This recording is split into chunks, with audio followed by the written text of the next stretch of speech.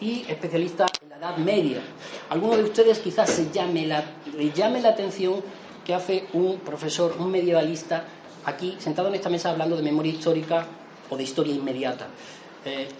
Yo les aconsejo que dejen a un lado los prejuicios, si piensan de ese modo, esos o cualquier otro tipo de prejuicios o juicios previos. Por fortuna los seres humanos somos mucho más complejos que ello, ¿no? Carlos Barros hizo su tesis sobre la evolución de las memorias colectivas en relación a la revuelta de la Santa Hermandad del Reino de Galicia entre mediados del siglo XV y mediados del siglo XVII.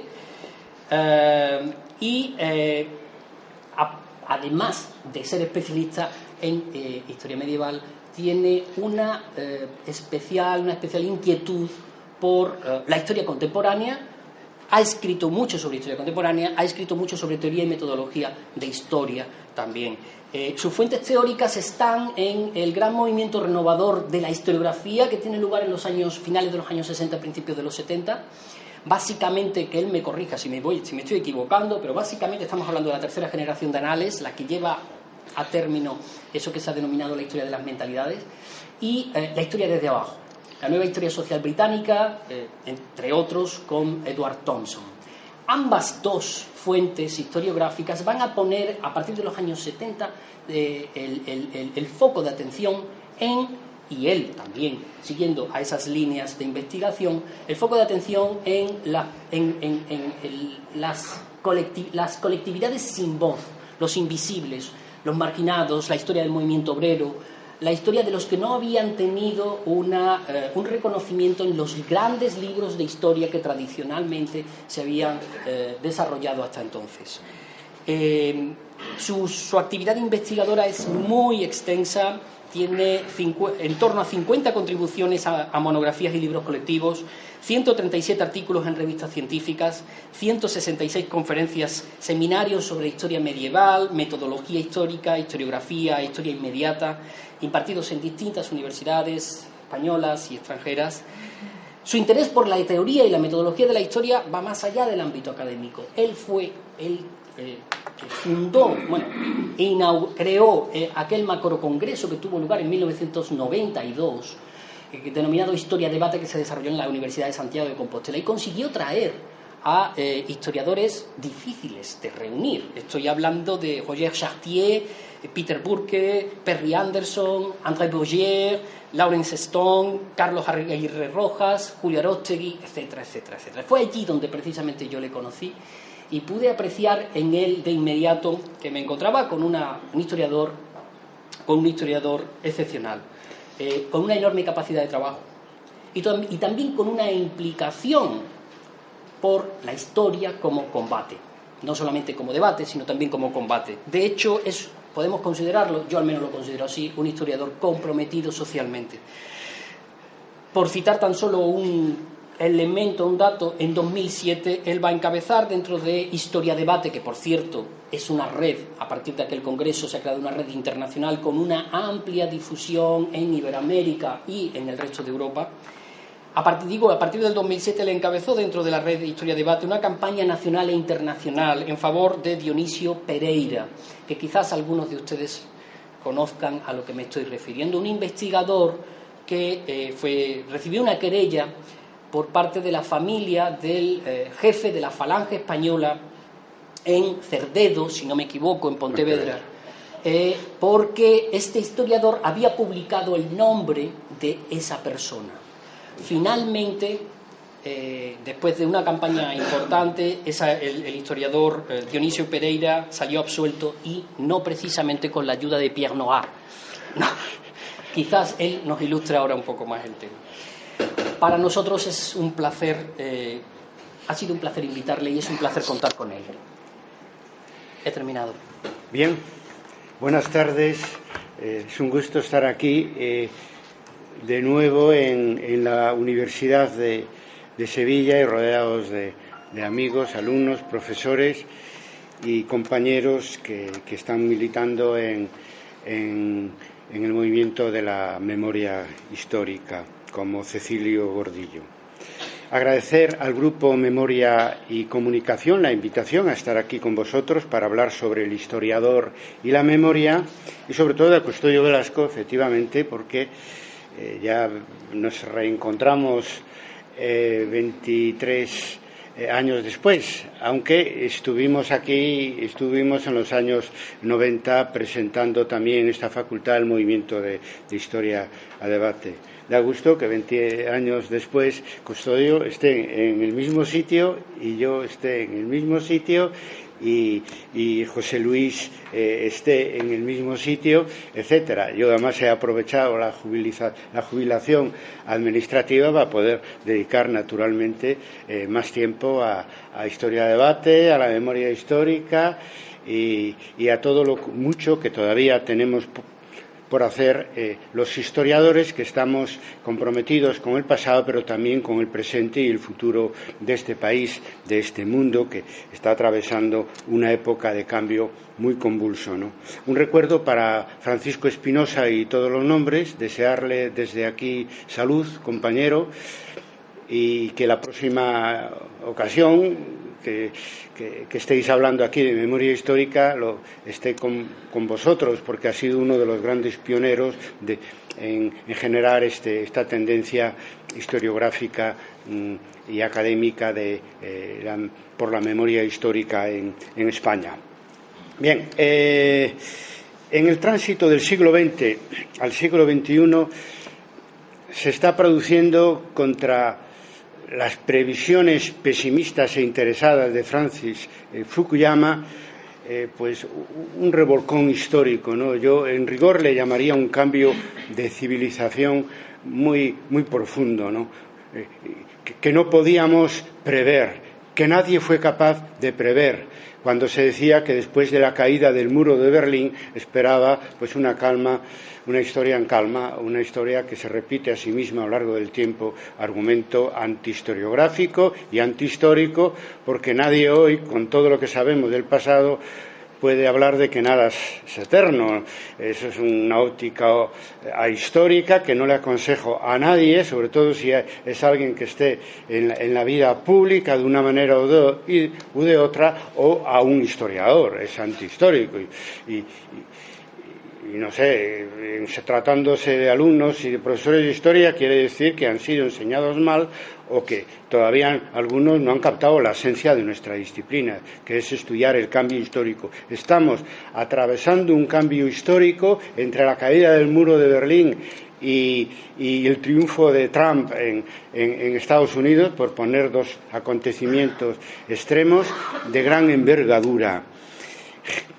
El motor de fondo es una revolución científico-técnica inédita en la historia de la humanidad, que supera desde luego lo que se llamó revolución científico-técnica en los años 60 y 70 del siglo pasado, y deja muy atrás la revolución industrial que dio lugar al capitalismo que todavía, en fin, es el modo de producción dominante en el mundo hoy en día, a mediados del siglo XIX. Es decir, fuera de contexto, hubo más atrás revoluciones históricas acompañadas casi siempre de cambios tecnológicos y muy profundos y cambios sociales muy profundos. Pero en la época contemporánea ninguna se asemeja a lo que estamos viviendo hoy en día. Y si cambia la historia, cambia la manera de escribirla. Eso decíamos cuando convocábamos en el año 1993 el primer Congreso Internacional de Historia de Debate. Y eso es aplicable a este cambio que estamos viviendo, que no vemos claro cuál va a ser la próxima estación, no hay manera de saberlo, entre el siglo XX y el siglo XXI. De entrada, sabemos ya que está dando lugar este cambio histórico de gran calado, como se dice ahora, está dando lugar a cambios como el siguiente: una mayor demanda de la historia por parte de los sujetos sociales y de los sujetos políticos. Es decir, cuando cambia la historia, interesa el pasado más que nunca, porque la comprensión del pasado nos hace entender el presente y entrever un futuro. generalmente las alternativas de futuro, que suelen ser muy distintas según la óptica social, la clase social, o la óptica ideológica o el punto de vista geopolítico. Por lo tanto, estamos viviendo un cambio histórico y una mayor demanda de historia. Hay hambre por la historia y no solo nos interesa a los historiadores, sino a cualquiera que esté en el ámbito político o en el ámbito social, sobre todo en posiciones de dirección, de liderazgo, le interesa la historia, si no es que es tonto. Y en el ámbito de la política tenemos algunos tontos muy bien situados jerárquicamente, pero así les va, porque los que quieran congelar una situación determinada dentro o fuera de un partido, dentro y fuera de la realidad política, en un momento de tanta convulsión histórica, con tanta marea de fondo, en el ámbito internacional y en el ámbito nacional, es que no se entera, es que es tonto. Estamos viviendo un momento con grandes novedades históricas, donde la historia vuelve a estar en el centro del interés para las élites, pero también para las clases subalternas, y que también está promoviendo un cambio de paradigmas historiográficos, aunque no todos lo ven. En Historia Debate, que ha nacido con vocación de observatorio de los cambios históricos e historiográficos en el ámbito internacional, lo viene anunciando desde hace tiempo. Es necesario un nuevo paradigma historiográfico porque los paradigmas historiográficos del siglo XX se han ido agotando y estamos además subidos a un caballo de un cambio histórico que nos obliga a los historiadores a cambiar de perspectiva, a adaptar nuestro oficio al nuevo siglo, que se presenta como muy distinto a mediados ya de la segunda década de lo que fue el siglo XX. Para el tema que nos trae aquí, el cambio de paradigmas historiográficos e históricos que más nos interesa es que los nuevos sujetos sociales quieren hacer su propia historia. ¿Me explico? Es decir, que no están pasivamente esperando a que los historiadores, que también somos una élite cultural, académica, pero élite, en definitiva, les digamos cómo hay que entender el pasado para comprender el presente, sino que ellos mismos, y eso no ha pasado demasiadas veces en la historia, están interesados en entender la historia, por lo menos su propia historia, sin intermediarios. Y eso es lo que ha generado, entre otros efectos, la irrupción, que le voy a llamar, de la memoria histórica en los comienzos del siglo XXI, globalmente hablando, y también en España. Digo globalmente hablando porque estamos hablando de un fenómeno mundial, como ya ha hecho referencia mi colega y amigo Custodio Velasco. Un fenómeno mundial que en lo que va de siglo se ha iniciado en América Latina, después ha llegado a España, pero que también ha tenido su importancia en la transición a la democracia en Sudáfrica, en el este de Europa. En este congreso, en estas jornadas, además, se le va a prestar especial atención porque es un tema que dominamos y poco, porque estamos absorbidos, claro, por toda la problemática de la memoria histórica aquí en España, hasta en el Japón. Es un fenómeno global de gran importancia, ¿no?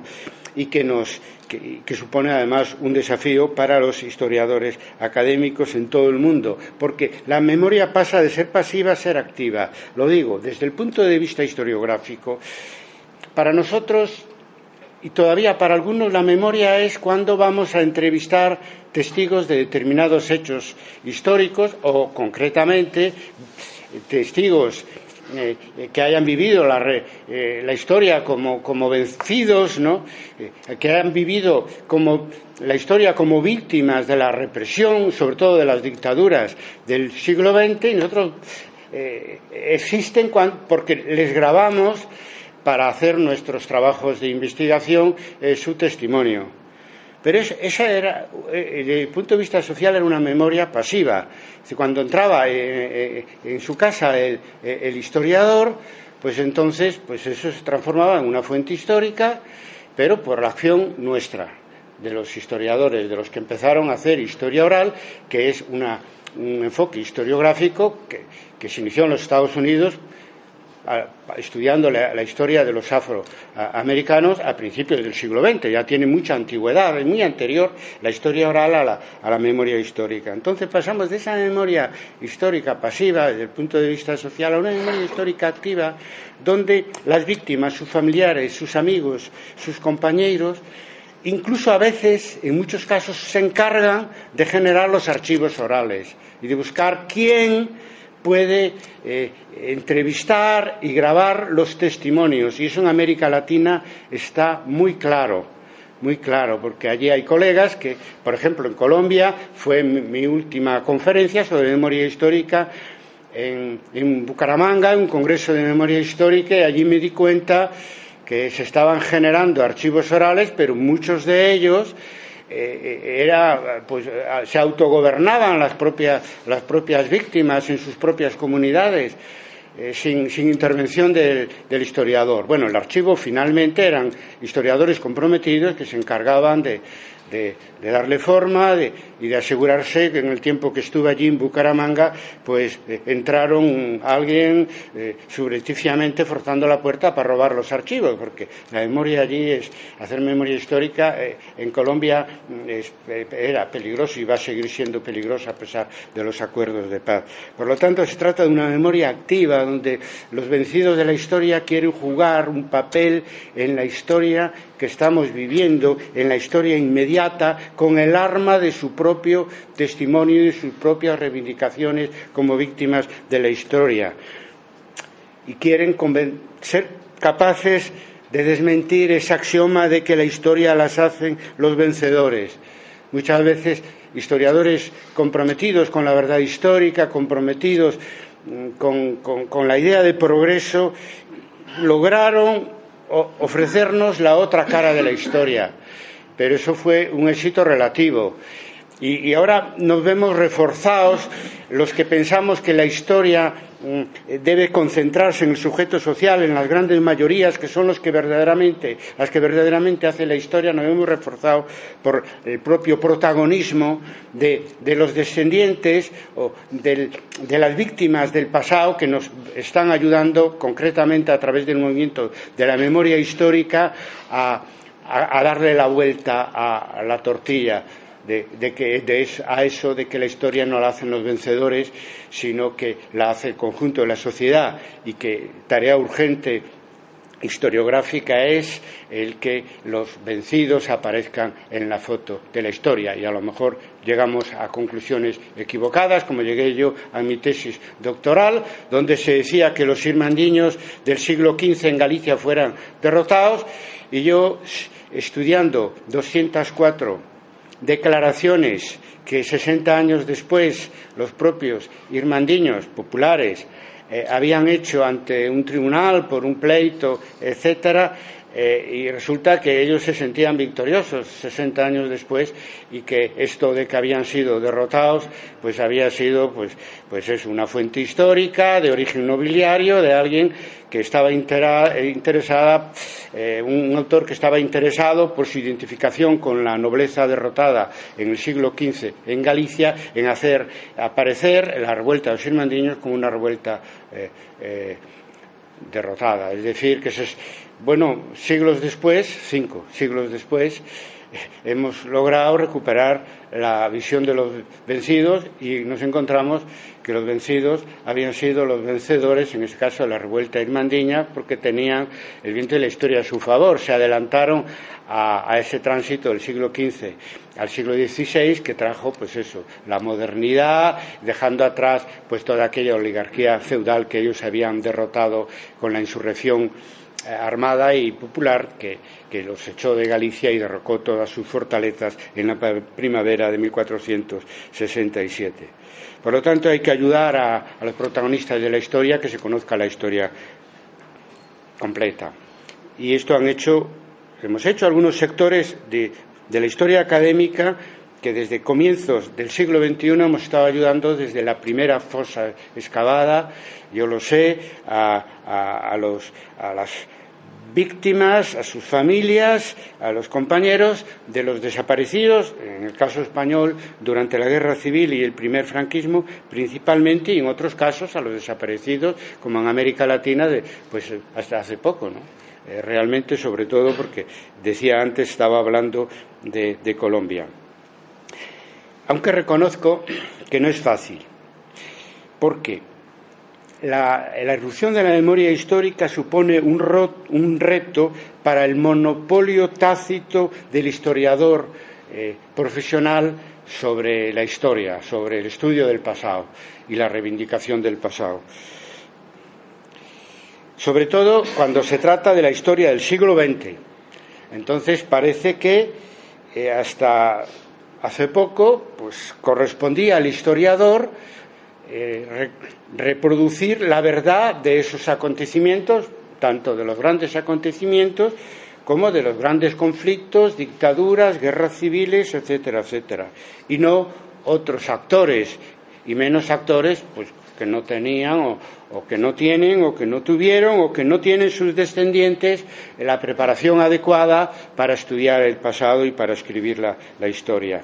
Esto afecta a la historia del siglo XX por razones obvias, porque estamos hablando de actores históricos y de sus descendientes que fueron derrotados en un momento dado, en nuestro caso en la Guerra Civil, y que, bueno, estamos hablando de una memoria que, como nos enseñan los antropólogos, pues una tradición oral, por ejemplo, pues más allá de un siglo es difícil que permanezca, ¿no?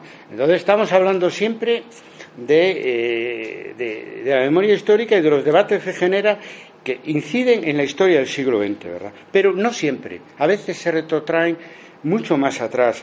Por ejemplo, en Historia de Debate llevamos decenas, si no cientos, de mensajes sobre qué significó la otra irrupción, la de España y otros países europeos, en América del Norte, del Centro, del Sur, lo que llamamos la colonización de América, sobre todo por lo que nos toca la colonización de España en el centro y en el sur de América. Y bueno, hay una tendencia creciente entre los historiadores latinoamericanos de negar que eso haya sido pues un encuentro de dos mundos, un descubrimiento que nos dicen una y otra vez, y son muy insistentes, cada 12 de octubre o sin ser el 12 de octubre, que allí los españoles no descubrieron nada, que ya había civilizaciones muy importantes antes de que llegaran los españoles, que no fue un encuentro entre dos mundos, fue una conquista sangrienta, fue una colonización, fue la imposición de una cultura donde desaparece pues todo lo que se llama pues eso, el aporte español civilizatorio, cultural a América Latina. Un gran debate sobre la memoria que vuelve cada 12 de octubre, no hay nada que celebrar, etcétera, etcétera, que demuestra lo que estamos a decir. Es decir, que no solo se trata de un debate historiográfico, es que quien alienta esa descolonización de la historia de América, etcétera, son los movimientos indígenas que están en el poder en algún país, aún todavía hoy, como en el caso de Bolivia, ¿no? Entonces, que eso no, la historia que nos habéis contado no es esta, es otra, y ahí se une, pues eso, como siempre, la memoria indígena y la percepción indígena de lo que fue la conquista española, pues bueno, con la visión oficial que hemos impuesto desde España, etcétera. Claro, podemos hacer una síntesis, pero es que el tema está muy candente y la herida está muy abierta, y el debate tanto historiográfico como la herida social está muy, muy abierta, y no es nada fácil, Quiero decirte que ahí también estamos siendo los historiadores, yo creo que no me atrevería a decir, pero tienen mucha fuerza la visión oficial entre los americanistas españoles y en general entre los historiadores europeos cara a esa demanda de otro tipo de historia a partir del siglo X para la época de la colonia en América. Entonces estamos también ahí siendo desafiados por movimientos sociales que quieren, como decía antes, igual vale para los nuevos movimientos indígenas, que quieren reapropiarse de su propia historia y entran en colisión, si no sabemos ir al encuentro con ellos y debatir, etcétera, con la historia académica, o por lo menos con una parte importante de la historia académica. Eso es así, es decir, movimientos sociales y movimientos por la memoria que quieren reescribir su propia historia y de esa manera quieren reescribir la historia en general, lo que aquí, en el caso de España, nos afecta particularmente a la historia del franquismo y de la transición. En este caso, el último de la transición también es impugnado por el movimiento social, ya al margen del de la memoria histórica, que ha surgido en la segunda década del siglo XXI, más importante, que es el 15M. A este reto de los sujetos sociales que quieren apropiarse o reescribir su propia historia, ¿cuál ha sido la reacción de los historiadores? En concreto, en España, a la irrupción de la memoria histórica. Bueno, pues una parte importante, pues dice que, son colegas que dicen que, bueno, esto no es mi tema, ¿no? Entre otras cosas porque a lo mejor ni siquiera son de historia contemporánea, pero aun siéndolo también, este no es mi tema, si acaso como ciudadanos a alguno nos puede interesar por razones de actualidad, el tema de la memoria histórica. Otros, desde que se ha iniciado el movimiento de la memoria histórica desde el punto de vista social, estamos ahí y nos interesa, apoyamos o somos parte activa de ese movimiento de alguna manera. Y en tercer lugar, hay un grupo que simplemente se opone al tema de memoria histórica como asunción por parte de la academia de esa forma como temática a investigar y como enfoque historiográfico o académico en su conjunto. Bueno, de estas tres posiciones pues hablaremos ahora mismo y decir que depende un poco de la generación a la que se pertenezca para tener una posición u otra. Dependen más incluso de la posición historiográfica que tenga cada historiador y no poco de la posición política que tenga cada historiador. Porque, claro, el partido más votado en España, que es el Partido Popular, todavía, como sabemos todos, no condenó el franquismo en sede parlamentaria. Por lo tanto, bueno, si tienes simpatía por el Partido Popular o eres afiliado o eres votante, etcétera, pues bueno, probablemente eso no sé hasta qué punto guarda las mismas proporciones entre los historiadores el voto al PP que en el conjunto de la población.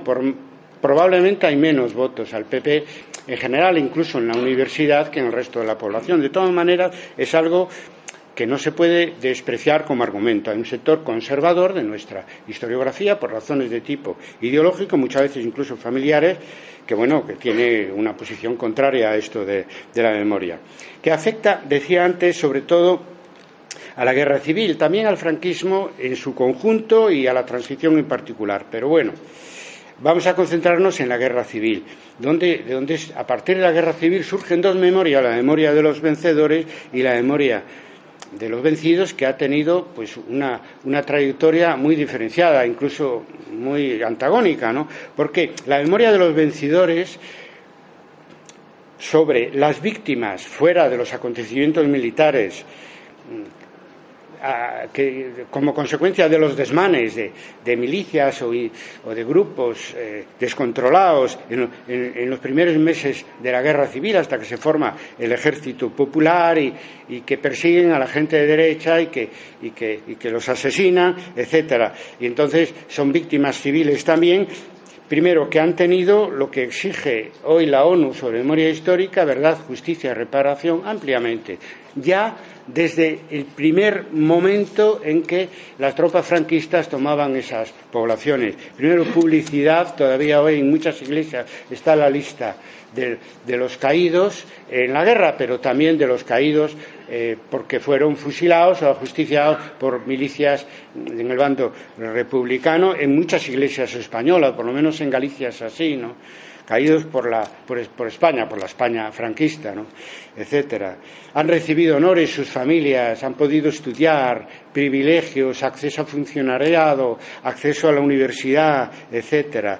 Y han recibido una forma peculiar de justicia, pero muy efectiva, y han sido ejecutados dentro de lo que fue el fenómeno de las ejecuciones masivas de gente que fiel a la Segunda República Española, pues estaban en primer lugar los que pudieron participar de esas partidas que buscaban gente de derechas y los mataban sin más, ¿no? A veces a través de juicios militares y otras veces sin más en las cunetas. Por lo tanto, ellos han recibido ya justicia, paz y reparación a la manera de la extrema derecha que gobernó nuestro país durante 40 años. Pero ¿y qué pasa con la memoria de los vencidos? Ha habido un plan sistemático de exterminio de toda persona con ideas democráticas, ideas de izquierda. Se habla de 130.000 desaparecidos y podemos afirmar que a pesar de la década y media que llevamos de memoria histórica, de algunas políticas públicas,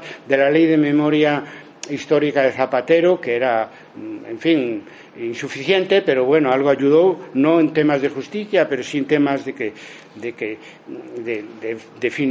excavaciones y de alguna cosa. Pues todo eso fue muy escaso para todos los cuerpos que hay que recuperar, que están enterrados en cunetas, en lugares, en fin, anónimos, etcétera, y para toda la cantidad de asesinados, por lo menos, y de torturados y represaliados franquistas, que somos un número enormemente elevado. Por lo tanto, se ha hecho muy poco. En su gran mayoría está todo por hacer y paralizado desde que en el año 2011 volvió al gobierno el Partido Popular. Bueno, desde el año 2000 se excavó la primera fosa en León, como sabemos, fue el origen de la primera asociación de recuperación de memoria histórica, dirigida por Emilio Silva. Se ha generado un movimiento social, político y académico, que son dimensiones diversas, pero que están interconectadas, que han generado una red de asociaciones que cubre todo el territorio del Estado español, y grupos de investigación en casi todas las universidades, aprovechando en ambos casos el fenómeno de la memoria histórica como movimiento civil y el fenómeno de la memoria histórica como movimiento académico, pues aprovechando naturalmente Internet, que permite conectarnos más fácilmente, divulgar los resultados y tener mucho más apoyo, un apoyo que la prensa escrita muchas veces, por lo menos en Madrid, nos niega, salvo El País hasta hace poco, que ahora ni siquiera, ¿no? Entonces, tenemos una tendencia académica reciente que ha nacido con el cambio de siglo, donde participan investigadores que se dedican al estudio del franquismo, de la represión, de los movimientos sociales, generalmente de historia contemporánea, donde se está explicando la nueva interdisciplinaridad, donde hay arqueólogos, forenses, biólogos de biología aplicada que colaboran en las excavaciones, y también de los que estamos apoyando al movimiento de la memoria histórica a través de la historiografía, como es mi caso y como es en general el caso de Historia Debate, Historia Inmediata. Y bueno, y pues está el tercer grupo al que me refería, los opositores a la memoria histórica, decía, unos políticos que están en la línea del PP. Sabéis que recientemente se han negado a extraditar a Vil el Niño, digamos el paradigma del torturador franquista, etcétera, y a Utrera Molina, el suegro del ministro Gallardón, que todavía hace poco difundió unas declaraciones diciendo que el golpe militar de Franco había sido una necesidad histórica, un país, como sabéis, donde no se persigue la exaltación al franquismo todavía, a diferencia de lo que sucede en otros lugares de Europa. Bien, por lo tanto, los que están en esa posición, pues ya lo dije antes, pues se trata de una oposición política, normalmente no se manifiestan mucho, pero están ahí. Lo que nos interesa más es que los que aducen a un argumento historiográfico y pretenden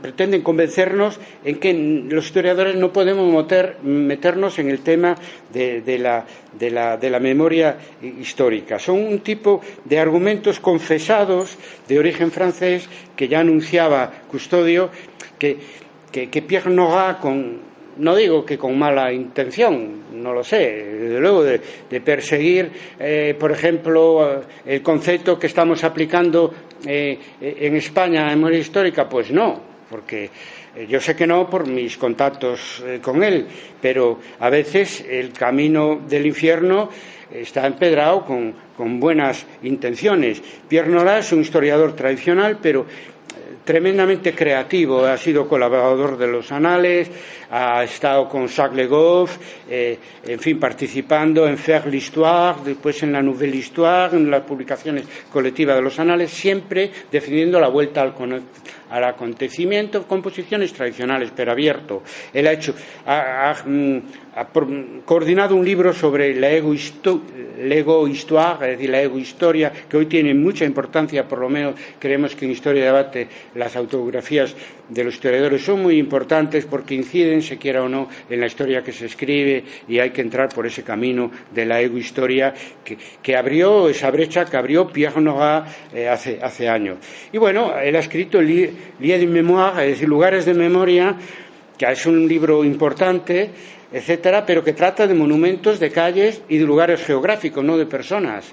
Es la memoria histórica entendida como piedras, que no digo que no sea importante, que hay que estudiarlo también, pero no por delante del estudio de las personas, porque cuando estás hablando sobre todo de hechos históricos donde pues hay sobrevivientes o hay grupos sobrevivientes a lo largo incluso de muchas décadas o de muchos siglos que todavía tienen una visión distinta y que no se puede hacer memoria histórica sin contar con esa parte humana que tiene la memoria histórica. No se puede hacer memoria histórica reduciéndose a las piedras nada más, ¿no? En diciembre del año 2005, Pierre coordinó un manifiesto contra las leyes memoriales francesas, les lois mémorielles, que eso es una manera de enfrentarse, de hacer políticas públicas en relación con la memoria histórica de origen alemán que surge a partir de Nuremberg y de la penalización de la defensa del nazismo en Alemania, y que por lo tanto lo que pretende es que ese tipo de conductas extremas de tipo fascista, de tipo racista y de tipo nazi, pues perseguirlas penalmente. Y entonces hay 3 leyes memoriales que en ese manifiesto que coordina Pierre Nora quieren que se abroguen, que se eliminen, ¿no? Que es la ley contra el antisemitismo, la ley en favor del genocidio armenio y la ley en favor de que declara la esclavitud como un crimen histórico de lesa humanidad. Bueno, son las 3 leyes memoriales progresistas. Antes de eso hubo una ley, porque, claro, eso depende de la correlación de fuerzas también en el Estado francés, ¿no? En favor de la memoria colonial. Y ahí hubo un manifiesto anterior al de Pierre Nora, pues crítico con esa ley, pero claro, porque era una ley procolonial. Y él y su grupo se enfrentan a las leyes memoriales, crean una asociación, Liberté pour l'Histoire, Libertad por la Historia, y donde se intenta convencernos de 2 cosas: que historia es algo muy distinto, no tiene nada que ver con memoria, y la otra, que solo los historiadores estamos capacitados para estudiar el pasado o reivindicar el pasado. Bueno, historia y memoria son 2 cosas distintas, pero íntimamente relacionadas. No se puede decir eso para criticar algo que él odiaba. Y es lo siguiente, que quienes habían conseguido la ley memorial penalizando el negacionismo en relación con el genocidio armenio, pues eran descendientes de los armenios. E igual con el tema de la esclavitud, eran descendientes de los esclavos que los franceses llevaron desde África allí en la época del antiguo régimen, y que son con su presión junto con los partidos de izquierda consiguieron esas leyes memoriales, o sea, con una influencia que ni por asomo podían tener los historiadores, corporativamente hablando, para nada sobre historia. Yo de eso me lamento, pero creo que en vez de aplaudir esa injerencia en la historia, él pues la condena diciendo que la historia es algo muy importante y que ni los armenios ni los negros franceses tenían que haberse metido en esto de la memoria de sus antepasados, hasta el punto de transformarlo en una ley ejecutiva que penaliza el negacionismo, ¿no? Yo creo que ahí lo que hay detrás de ese manifiesto es un concepto trasnochado de la historia, de un positivismo que vuelve con fuerza después del agotamiento de la escuela de Annales, incluso del marxismo, ¿no? Un positivismo que ahora más claro que nunca niega la parte humana de la historia, porque el positivismo, al decirnos que el historiador, lo cual nunca fue cierto, somos como una especie de testigo imparcial, de notarios, que hacemos el pasado, pues reconstruimos el pasado simplemente como leyendo las fuentes históricas, y no incidimos para nada en el resultado. Aparte que nunca fue cierto, pues supone reducir el pasado de la humanidad exclusivamente a los restos materiales, sean escritos o sean piedras que ha dejado, ¿no? Y supone, se quiera o no, cosificar el objeto de nuestra investigación, contra lo que pedía Marc Bloch de hacer una historia humana, ¿no? Le dijeron allí que es como un ogro historiador, el historiador se tiene que alimentar de sangre humana, es decir, reivindicar el objetivo humano de nuestro trabajo, ¿no? El carácter humano de nuestro trabajo, que se niega de esta manera, y que se explica, por lo tanto, que el historiador se sienta incómodo con estos nuevos compañeros historiográficos que surgen de la sociedad civil, pretendiendo reivindicar su propia histórica como grupo, como sectores agraviados o como sectores sociales o como sectores indígenas, ¿no? Bueno, para Historia Debate hace tiempo que tenemos asumida la idea de que, siguiendo a la ciencia física hoy en día y a la historia de la ciencia pospositivista, de que la historia es una ciencia con sujeto doble, sujeto social y sujeto cognoscente, el historiador, y que ambos, el sujeto social y el sujeto cognoscente, deben colaborar. Por lo tanto, celebramos que haya sujetos sociales hoy que se interesen por la historia en general, y concretamente por la historia de los vencidos y de las víctimas, ¿no? Con más motivo, porque el historiador tiene que equilibrar el juicio de la historia en favor de los que la sufrieron, no en favor de los que se auparon en base a los que sufrieron la historia al poder y pudieron muchas veces con toda impunidad practicar unas políticas para las que no fueron elegidos. Estamos hablando de periodos donde la democracia o bien no existía o bien simplemente no se aplicaba. Conclusión: la historia y la memoria deben converger porque tienen en común algo tan importante como la verdad histórica. Nosotros, para periodos históricos muy recientes, sin la colaboración de sus protagonistas, de sus víctimas muy especialmente, no somos capaces de reconstruir completamente esos hechos históricos, concretamente el franquismo, incluso la transición, ¿no? Y gracias a la memoria histórica, a la década y media que llevamos de memoria histórica activa en España, sabemos mucho más del franquismo. Hemos ido mucho más allá que la historia académica en contemporánea, que los estudiosos que se dedicaron a estudiar el franquismo. Entre otras cosas, porque quien tenían el secreto de acontecimientos y de hechos que hoy conocemos mejor, estaban callados, no hablaban. y las fuentes escritas pues no daban noticia de muchas cosas. Y además se iba a los archivos, pero no se iba a buscar esa verdad oculta, ¿no?, que es la verdad de esa gran mayoría que fue, que se le hizo desaparecer desde 1936, por lo menos, hasta, como le gusta decir a Baltasar Garzón, hasta el año 1952. Gracias a la memoria histórica sabemos mucho más del franquismo. Incluso los que estábamos concienciados, porque nos educamos en familias donde se hablaba de la otra cara del régimen, nunca pudimos imaginar, hasta que la memoria histórica nos aportó datos, lo terrible que había sido la represión y lo amplísima que había sido, ¿no? Si nos dicen estas cifras de desaparecidos en los años 60 y 70, cuando estábamos en la lucha antifranquista mismo, incluso los protagonistas en aquella época, es que no sabíamos que tuviera estas proporciones. Incluso en un ámbito más local, donde yo nací, los lugares que yo conocí, me quedé asombrado, porque esos actores, esas víctimas, estuvieron callados hasta que nació la memoria histórica, y además divulgó sus testimonios y divulgó sus reivindicaciones.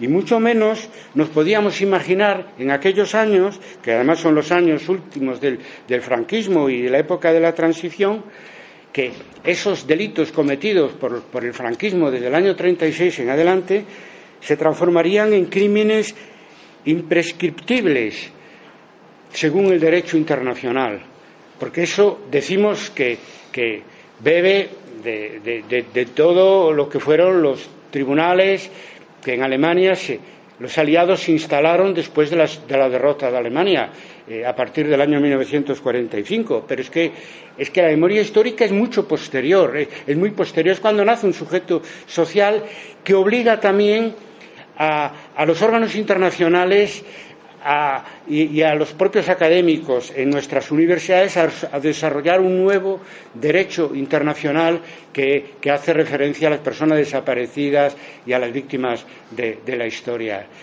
Vinieron muchas cosas después y se conocieron muchas partes ocultas de la historia del franquismo gracias al movimiento de la historia, de la memoria histórica. Por eso os digo que si no colaboramos con ello, nosotros no somos capaces, yendo a los archivos exclusivamente, de conocer toda la verdad del franquismo. No la conoceríamos si no fuera que hablaran tantísimas de esas voces a las que se grabaron entrevistas, algunas de ellas incluso que fueron a la Audiencia Nacional cuando el juicio de Garzón y en otros momentos a exponer en vivo y en directo una verdad sangrante, lo que sorprendió pues a una gran parte de España e incluso a esa España que nos podíamos sentir y nos sentimos más identificados con el régimen democrático y republicano derrocado por las tropas del general Franco en 1936 y 39.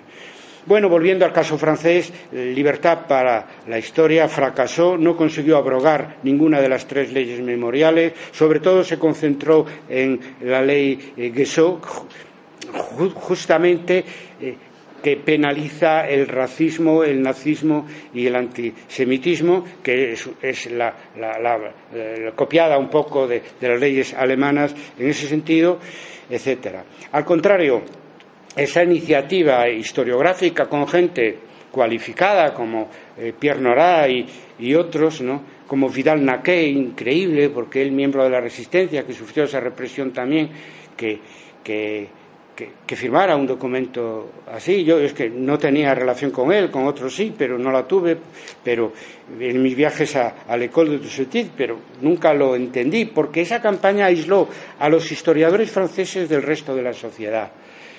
Y con todo lo que le había costado a la Escuela de Anales poner la historia en el centro del interés cultural y social y político en Francia, todo eso se retrocedió con la crisis de Anales, pero la gota la puntilla vino de toda esa iniciativa historiográfica que chocaba con los deseos de la mayor parte de la sociedad francesa y de la política francesa, porque el único partido que estuvo de acuerdo en abrogar las leyes memoriales fue el Front National, cosa que no debilitó para nada la posición de Pierre Nora, porque a pesar de que es un dato muy evidente en pensar de otra manera su iniciativa historiográfica.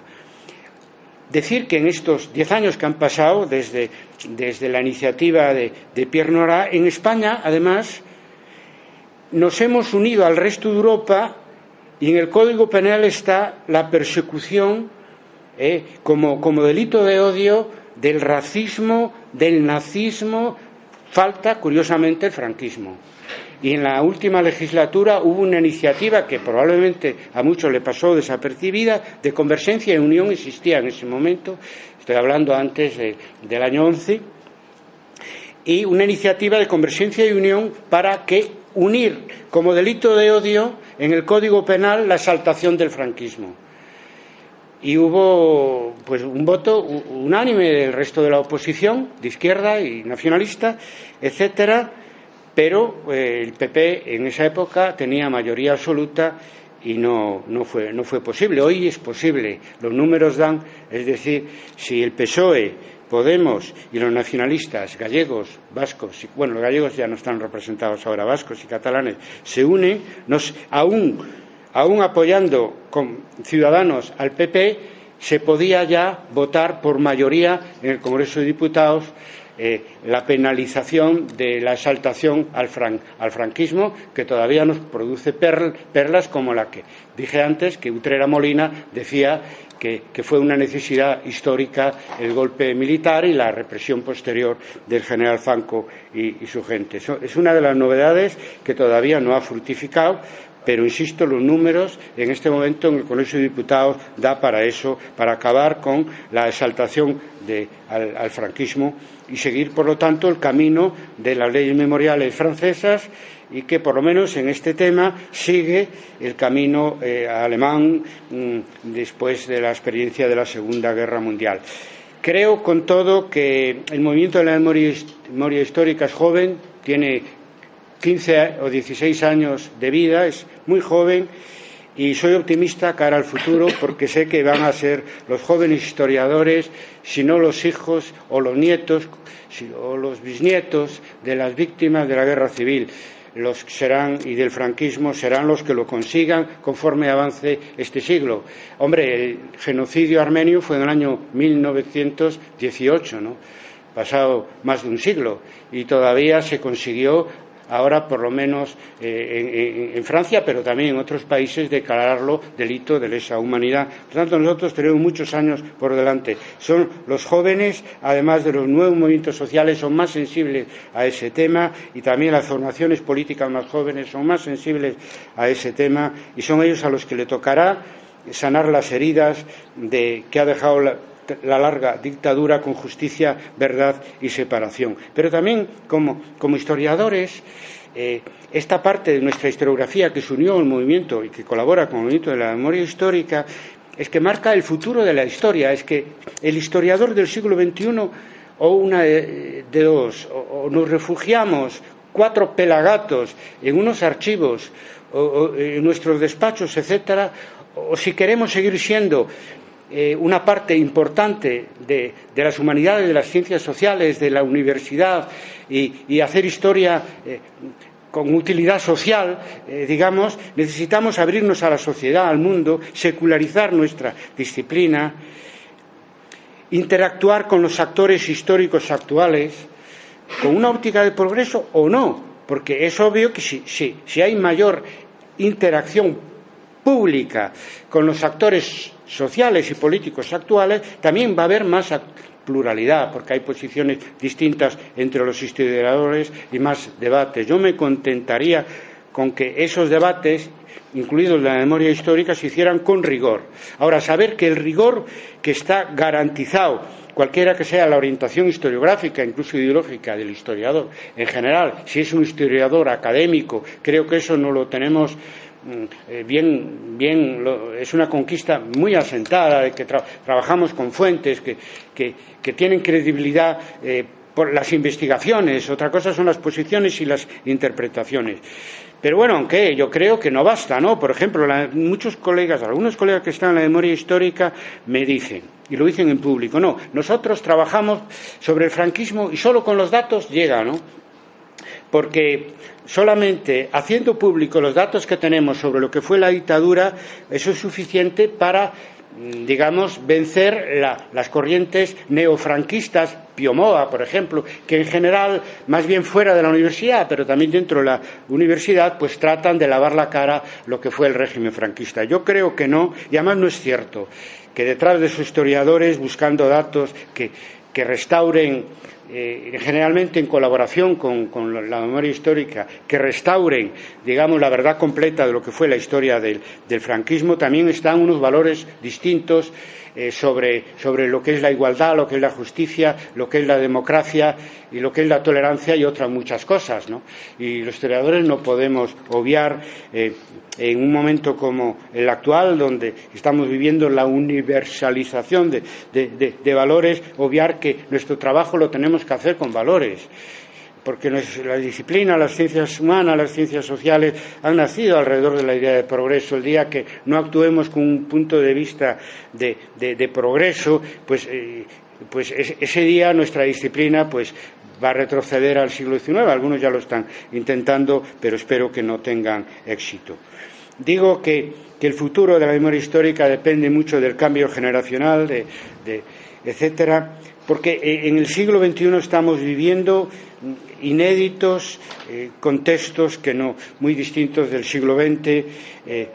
Decía la universalización de valores, como los que hice referencia antes, instituciones globales que velan por estos valores, como la ONU, que ya sabemos que no tiene manera de hacer efectivas sus orientaciones sobre los valores que deben regir las políticas de los Estados, pero está ahí y nunca cede, y eso no existió en el siglo XX y existe en el siglo XXI. Existen democracias consolidadas casi en todas las partes del mundo. No corremos ese peligro de que cómo vas a exigir, digamos, justicia, verdad y reparación para víctimas históricas cuando nosotros mismos podemos ser víctimas históricas porque pueden venir nuevas dictaduras. No es el caso hoy en día, eso pasaba en el siglo XX, no sabíamos qué dictadura podía venir después de una crisis de una democracia como fue la Segunda República y después la dictadura de Franco, por ejemplo, pero igual podemos hablar de América Latina y de otros países. Hoy hay unas democracias consolidadas, hay unas transiciones muy distintas. En los años 70 hicimos la transición de una manera limitada, como ya sabéis, pero en América Latina, desde Argentina hasta Colombia, se están haciendo de otra manera. Se están haciendo teniendo en cuenta la justicia, la verdad y la reparación para las víctimas de las dictaduras y, en el caso de Colombia, de los conflictos armados. Eso era imposible de contemplar como algo que pudiera tener éxito en la transición española por las características que tuvo. Sin embargo, los argentinos, los chilenos, los brasileños, los colombianos nos superaron, y los uruguayos nos superaron a nosotros. Ahora, es lo mismo que estoy diciendo.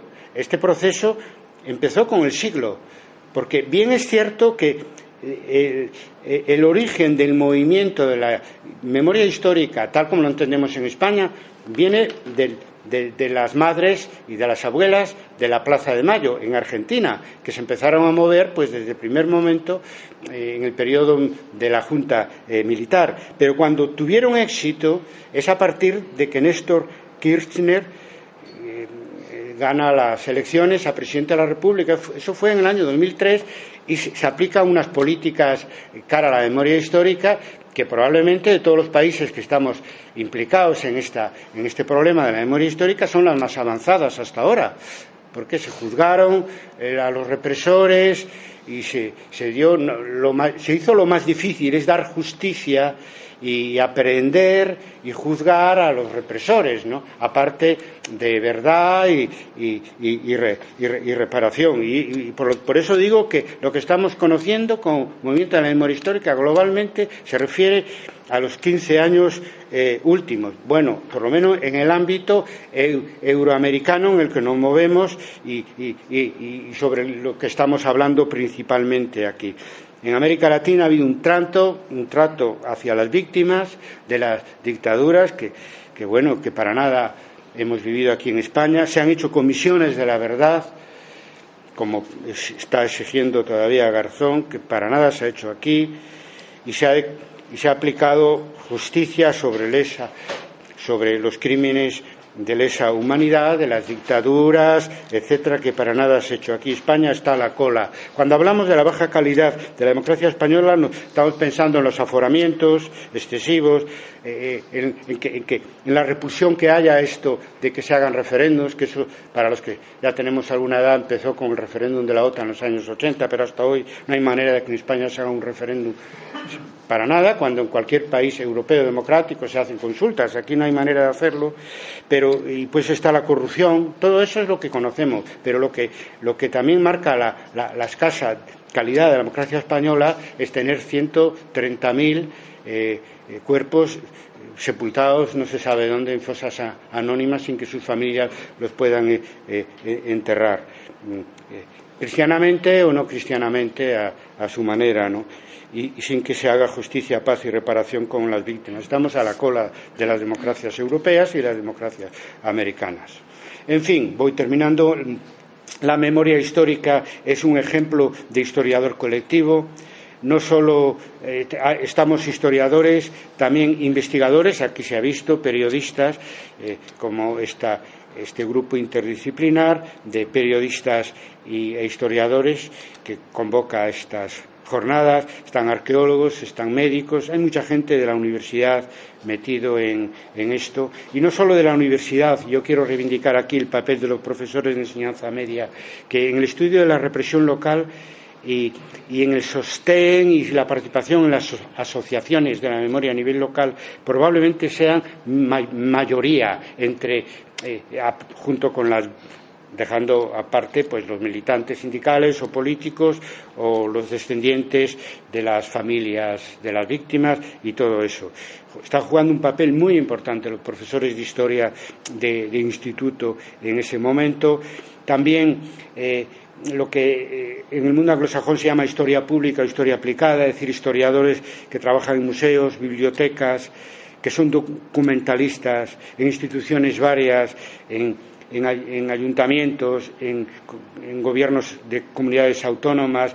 Bueno, ahora en el gobierno de Madrid no hay, pero hubo también historiadores trabajando para esto. Algunos escritores, bien historiadores que quieren hacer una novela para hablar de memoria histórica, bien escritores que cogen un tema histórico para hacer novela. Es mucha gente y muy variada la que estamos en este movimiento, ayudando a lo que es más importante, que es el grupo de las familias y de las víctimas supervivientes, ¿no? Y no solo académicos, historiadores, cualquier en fin, que afectado o interesado en los hechos de la memoria, con lo que volvemos al tema del inicio, es decir, la necesaria conexión entre el historiador académico y entre los movimientos académicos con los sujetos sociales y políticos de la historia inmediata. Y con quien más tenemos que coordinar, creo yo, son fuera de las familias y fuera del medio académico, es justamente también con los herederos de las fuerzas sindicales y políticas que fueron disueltas por el general Franco y cuyos militantes y afiliados y simpatizantes fueron reprimidos masivamente, que son las fuerzas de izquierda y los nacionalistas completamente. Por decir un término francés, devoir de mémoire, es decir, deber de memoria, porque claro, no todos los franceses piensan en relación con la memoria lo mismo que la derecha historiográfica francesa, es deber de memoria también para estas fuerzas sindicales y políticas que fueron disueltas por la dictadura y que han renacido después de la transición. Algunas, otras sobrevivieron a lo largo de toda la dictadura luchando contra ella, como ya sabemos. Pero bueno, en todos los casos tienen un deber hacia, digamos, su gente que fue reprimida y cuyas familias todavía, por no saber, no saben ni siquiera dónde están sus cuerpos. Tenemos que completar la democracia que ha surgido de la transición y vamos ya con un cierto retraso. Fue una transición hecha bajo la bota militar y que debe ser culminada y si es una de vergüenza ajena, y ahora ya lo hice una mención antes, que a la ONU, a la Comisión de Derechos Humanos, al Comité de Personas Desaparecidas, una y otra vez tenga que recordarle al gobierno español que la ley de amnistía no puede estar por encima de un crimen de lesa humanidad como son las ejecuciones extralegales, como son las torturas, etcétera.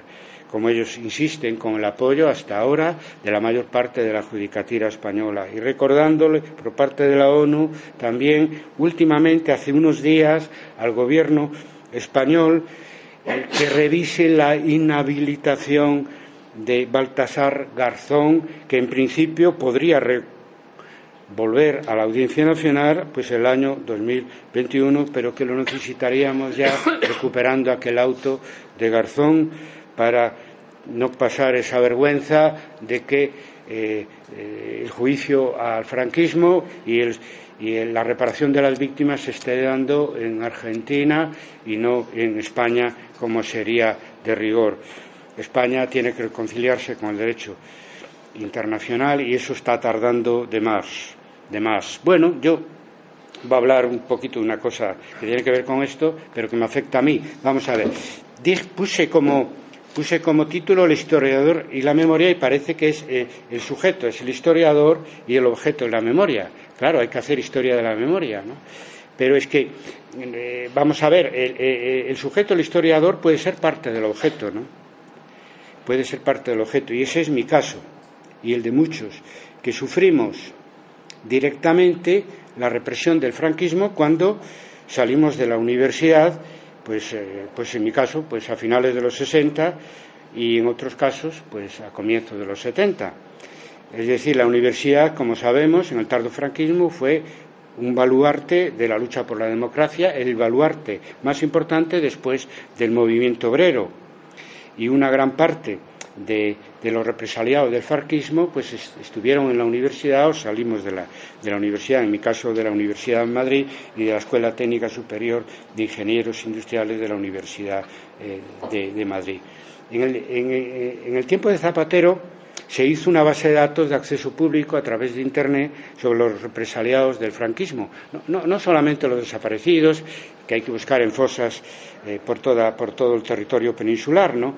Sino a todo el que sufrió un expediente, una detención, una multa, un despido laboral, etcétera. Y salieron una cifra de 4 millones de represaliados. Yo recuerdo haberlo oído eso en un programa de televisión por parte de un representante oficial en la época de Zapatero. Somos muchos. Y cuando hablamos de la memoria, hay que acordarse que el franquismo desapareció en el año 1477 como realidad gubernamental. Bueno, en mi caso es un caso de tortura que está además muy bien documentado. No voy a entrar en detalles y está presto en el momento que en España se puedan juzgar a los represores a ser presentado como denuncia ante un juez. Pero si los jueces aquí dicen que eso no se puede juzgar, a pesar de estar vivos y coleando los agresores, pues entonces habrá que seguir empujando y aquí estamos empujando con vosotros para que alguna vez los jueces españoles, y en ese caso yo y muchos, no sabéis cuántos. Yo quiero dar ejemplo en esa parte de mi biografía, haciendo egohistoria. Me ha animado mucho que mi padre en sus memorias, y lo veréis después en la película, dedicara un capítulo. Claro, él no pensaba que eso se iba a publicar, a cómo vivió él mis propias torturas, pero y con eso quiero animar a otros profesores que éramos estudiantes en los 60 y en los 70 y que tenemos mucho que hablar también como víctimas del franquismo, aunque yo nunca me he sentido víctima de nada, porque era más bien en aquella época éramos luchadores, ¿no?, antifranquistas, etcétera, y sabíamos el riesgo que corríamos. Me indigno pensar, por la edad que tenía, muy jovencito, de 24 años, pues que pudieran ser tan enormemente crueles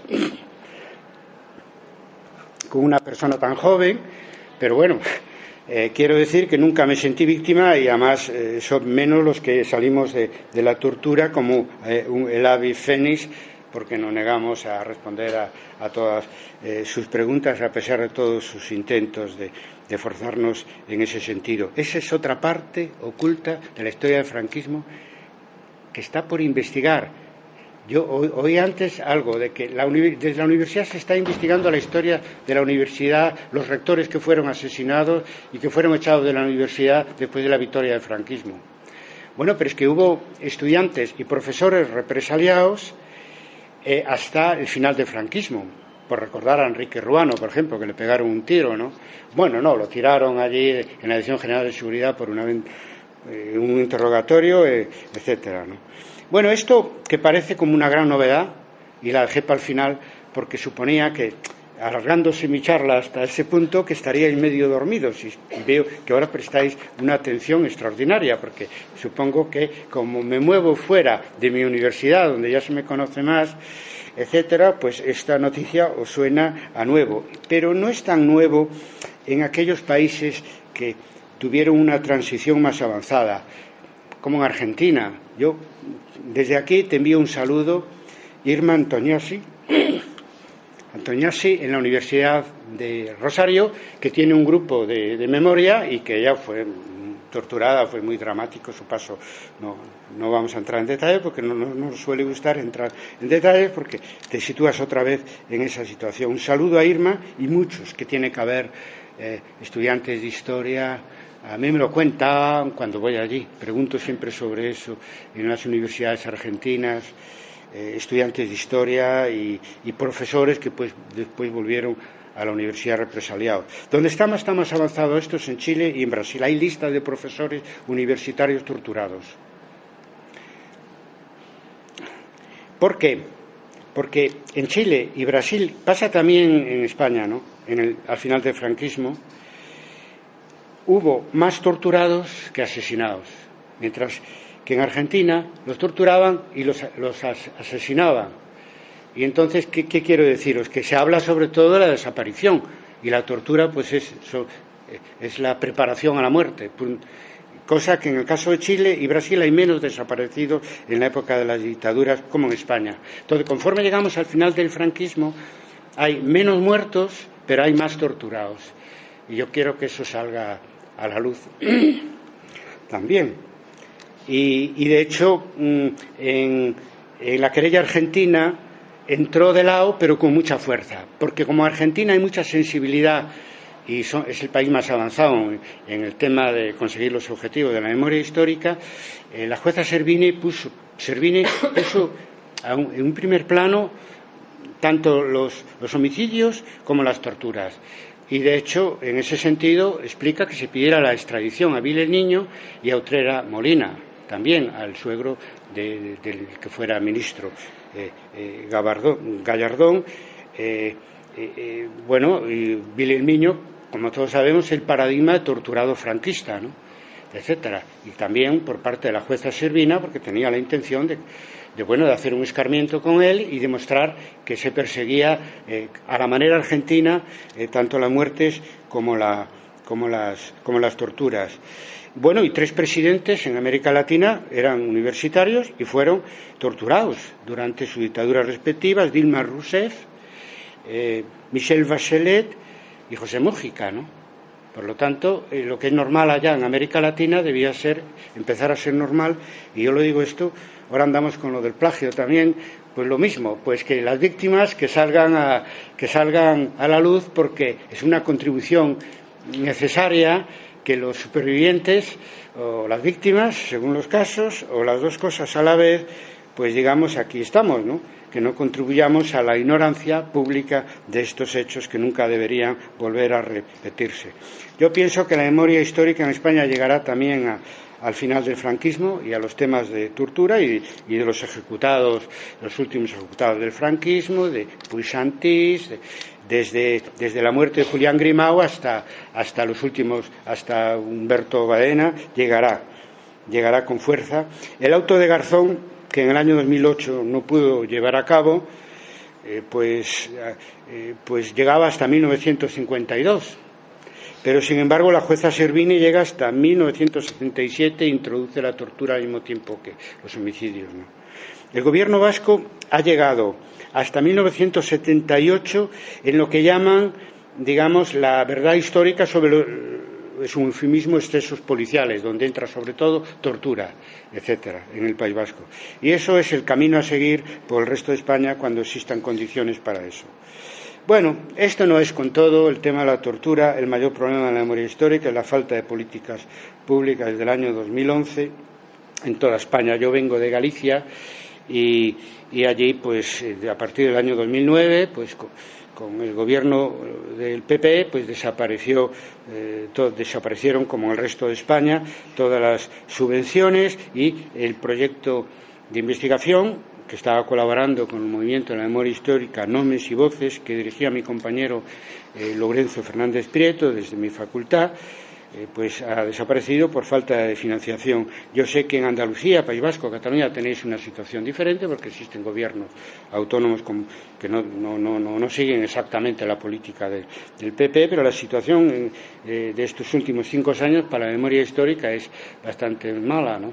Hay que esperar que en el futuro se forme un gobierno alternativo al PP, los números dan, y si los grupos herederos de la historia democrática de este país, las izquierdas, los nacionalistas vascos y catalanes quisieran, los números dan.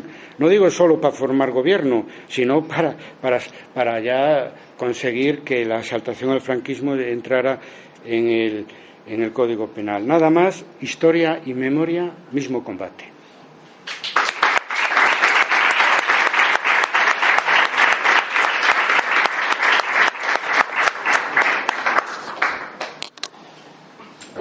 Muchas gracias, Carlos,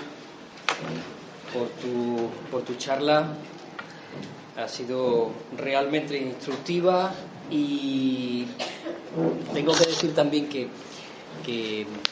bueno, vamos a pasar ahora a la presentación del vídeo, es como está previsto en el programa, y lamento mucho, vamos con un poquito de retraso, tenemos una pausa todavía después de 15 minutos, tenemos ahí un colchón. Si no estás muy cansado, no, pues te voy a dar automáticamente nuevamente la palabra para presentar el documental. Es un documental que dura, si no recuerdo mal, media hora, 35 minutos aproximadamente, y yo no voy a adelantarles nada, salvo que tenemos el privilegio de contar con uno de los protagonistas de ese documental.